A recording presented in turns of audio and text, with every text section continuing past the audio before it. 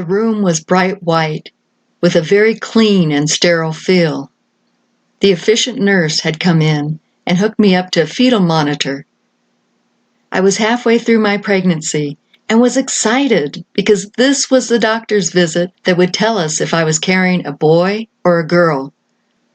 The nurse suddenly had a scowl on her face, looked up at me trying to smile, and hurriedly left the room.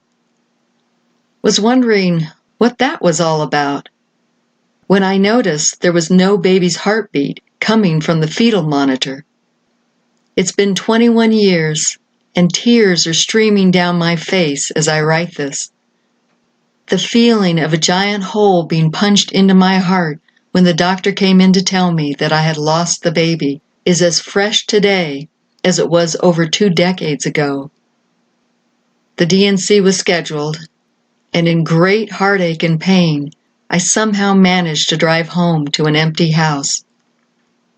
Earlier that day, my husband had boarded a plane to Moscow, and to make matters worse, his travel companion was a beautiful young Russian woman who had knowledge of the area where they were headed, and she had arranged for them to stay with her family. Had to change my thoughts so I wouldn't dwell on his business trip. I looked at the baby's bedroom. We had just finished painting the room a lovely sky blue and sponged on white clouds to give the walls a heavenly effect. Just then the doorbell rang, and it was the baby furniture being delivered. I had to tell them to please take it back.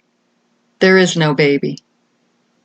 I went to our bedroom, laid down fully dressed on the bed for hours, and I could not shed a tear. The weeping came later like a flood.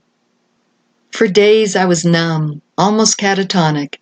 Every day for over 4 months I prayed to God for a healthy baby and a smooth delivery. And it was not to be. I share my experience with you, Heart Dwellers, because we are having a healing event on Saturday, May 7th in Taos, New Mexico. We want to touch mothers and fathers in Taos and the surrounding areas who carry the pain and guilt of losing a child, aborting a child, or like myself, who have had a miscarriage. We want them to experience God's freedom through the healing room. We urgently need your helping hands, dear Heart Dwellers, to pray for these heartbroken parents, to heal them with God's love. Our hope for this event is to bring healing to women and men who carry guilt, shame, fear, and pain from the act of abortion, to bring awareness of the sanctity and value of life, for all women to see the honor and value in being a mother, to have all who are present to encounter the intangible presence of God's love.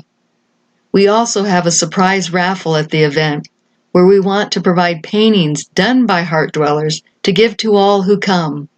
The theme of the painting should bring them joy about being a parent or bring healing to their hearts. So be creative, all Heart Dweller artists. If it's not too much to ask, we will take sketch, painting on canvas, or just paper. It doesn't have to be framed. Or you can send in your artwork digitally by email, and we will print it out. Just make sure the pixels are high resolution. And of course, you can always donate to help us cover the cost. Just send in your donation and note, Life from Light Event. If you can donate items, please mail to P.O. Box 1113, Taos, New Mexico, 87571. And if you are sending a picture of your artwork online, please email heartdwellersghana@gmail.com or lightofthewoods@taosnet.com. God bless you, dear family, and thank you for considering supporting this very needed healing event.